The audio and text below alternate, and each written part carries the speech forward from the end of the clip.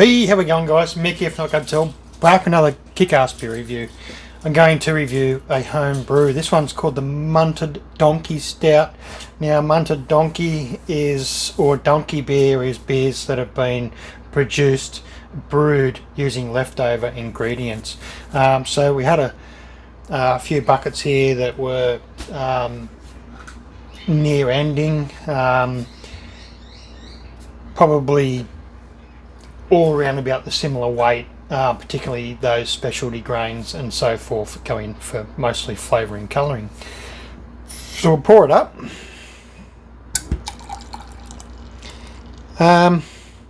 It's a Munted Donkey Stout. Donkey beer is made with leftover ingredients. Now, I did a bit of research because I was reading an article about donkey beers, and I wanted to know, well, what the fuck's a donkey beer? And that's like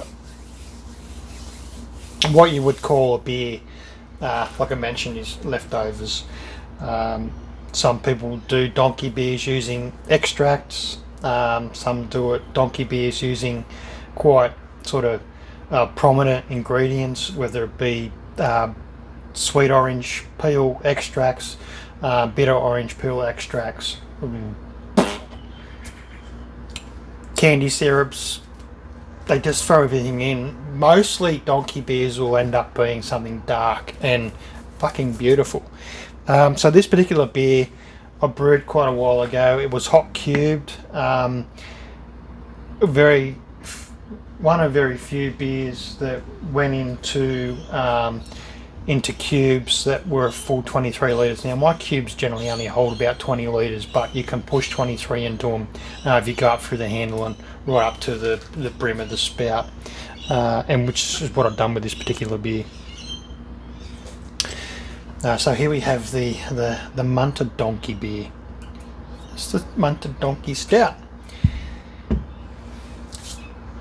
Now we'll talk a little bit about the recipe of this particular donkey beer. Once again, 23 litres. Has sat for a little bit in the cube. Has also sat fermenting for quite a while and resting out, and was kegged before I went away. So I recently went away to Queensland, so it's probably sat for around about 2 weeks. Well, I guess slow carbing. There wasn't much forced carbing going on there. It was initial sort of a pretty good hit of CO2, and then burped off a little bit, and then another decent amount of pressure of CO2 put into it, and then it was backed off and just left to sit.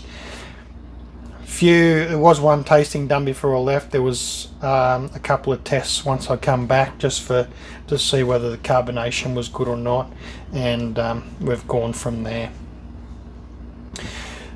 So 23 litres. We only had about 2 litres of loss for this particular one. 60-minute boil, 75% mash efficiency, 26.26 litres of mash volume, 6.22 litres of sparge volume, 1052 original gravity. Final gravity was a 1011, 16.4 IBUs. Now that's a little bit questionable due to the fact that this is based on pellets, but I actually used homegrown hops in this one. 78.5 EBCs for the colour. ABV come in around about the 5.38%. So sort of nudging the 5.5% there. It's probably closer to the 5.5 based on a few other different figures there. So we talk about the hops. Dr. Rudy was the hops that was chosen for this one. 15 grams at 60 minutes was the pellet version, but we went 45 grams of homegrown cones or flowers on this one. Fermentables being the Pale Compass.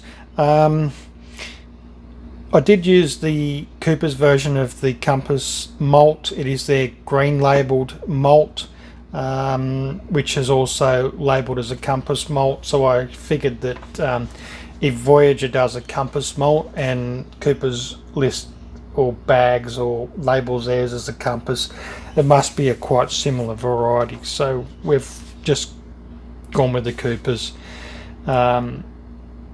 Done a bit of a research and background check on the Coopers malts. So there's a green label, there's a red label, there's a yellow label, which is their wheat. All these come with names that are very quite similar to things that you'd get from Voyager and Gladfield. So 3.6 kilos of that Cooper's Compass. We also used 500 grams of the Cooper's Yellow Label wheat malt, 300 grams of the Carapils that come from Wayman's, 300 grams of roasted wheat come from Joe White, 300 grams of rye malt. Now that rye malt was can't think off the top of my head. It's a different brand.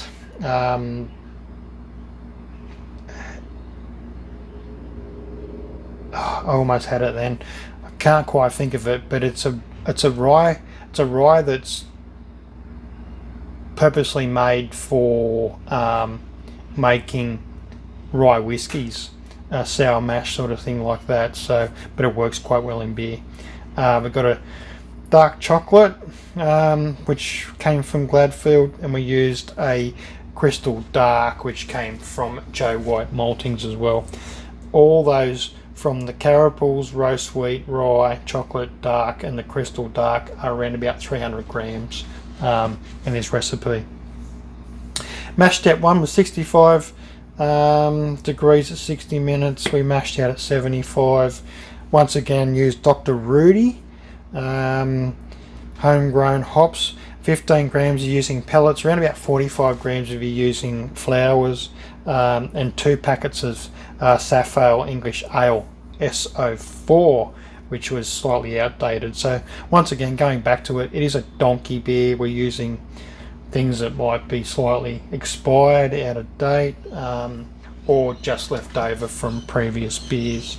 Not really an issue here. We've got so much to play around with here. Currently sitting on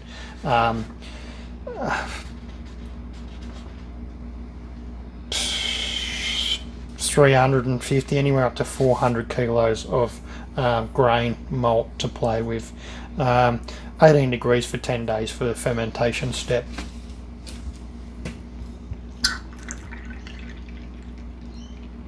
Slight top up.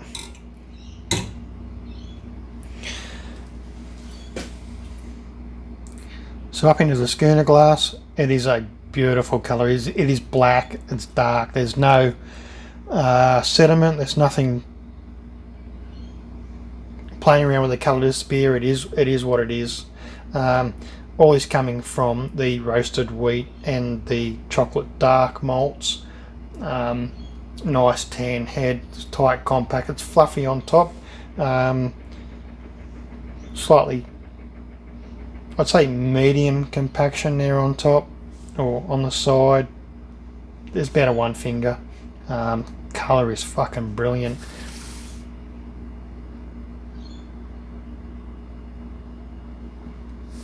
Slightly tropical, it's slightly roasty, it's got this big rye sort of thing coming through on it. It's very earthy as well. It's a wave of aromas that are coming through from this.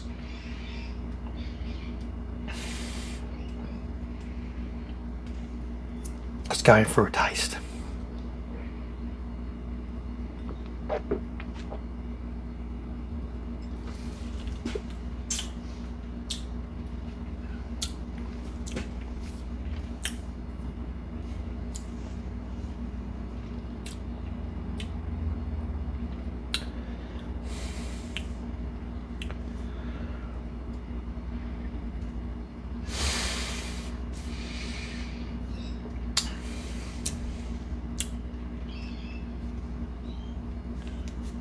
Vanilla, roast, earth. That rye really punches through. That rye is sort of like, you know, like you get from that white rye whiskey. it's very sort of,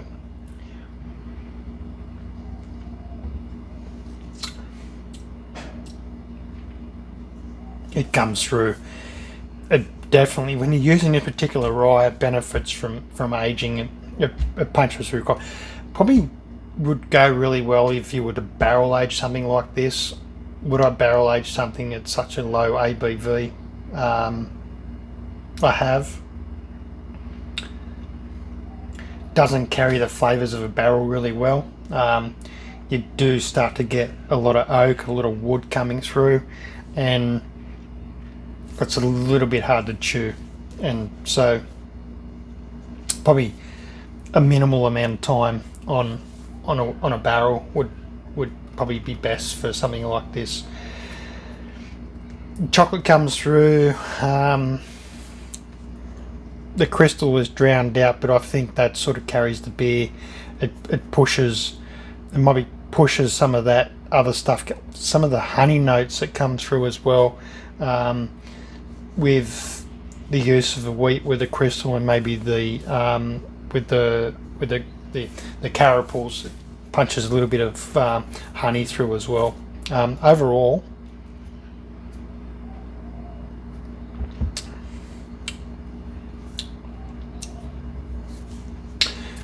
the beer drinks particularly well. The rye and those honey notes come through really good, and I think they're the most sort of prominent on the flavour, but the aroma,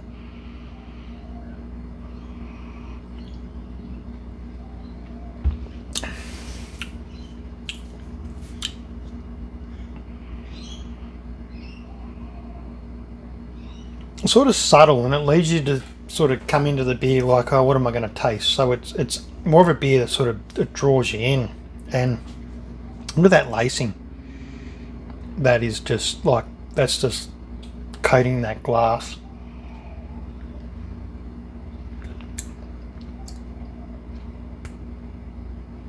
Has a little bit of fall and a shitload of cling. That's what you want in that particular beer.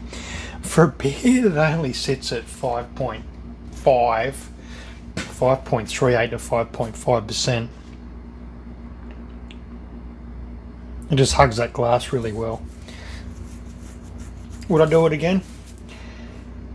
Yes, I'd do it again, but it's not particularly a beer that I think that I would make a habit out of brewing.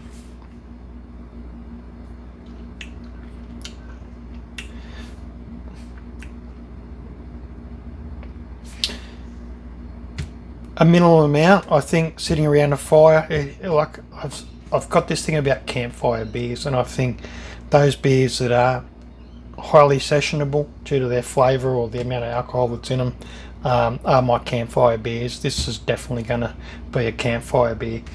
If I get to sit around a campfire with 20 people, 30 people, and we all have a fucking schooner, we all have a pint, and we can empty a keg in one sitting, one beer, shared between a shitload of people, I think it's successful. Would probably do it again. Just for the fun of it. Cheers.